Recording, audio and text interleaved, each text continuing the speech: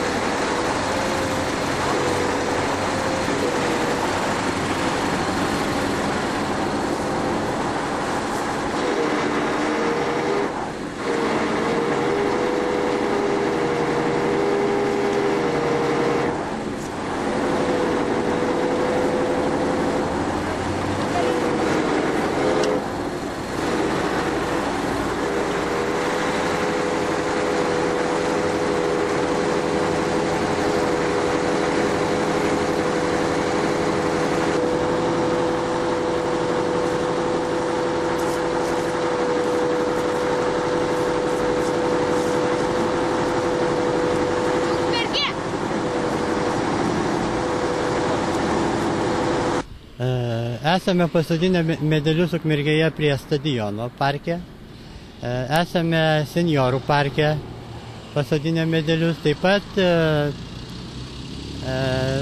parke prie Senamiesčio gimnazijos. Na, šiemet išskirtiniai metai dėl to, kad sodinome didesnius medelius. Na ir rankinių darbų tai būtų labai sudėtinga, dėl to teko pasikviesti ir tam skirtą techniką. Na ir sulaukėme labai didelės pagalbos iš miškų urėdijos, iš seniūnijos, iš savivaldybės, iš medelyno darbuotojų. Na, ta pagalba buvo tokia didelė, tokia nuoširdi, kad esame labai dėkingi, esame labai sužavėti, kad į šitą mūsų akciją sulaukėme tokio didelio dėmesio. Reikia patiesi, žiūrėti. Šiek tiek.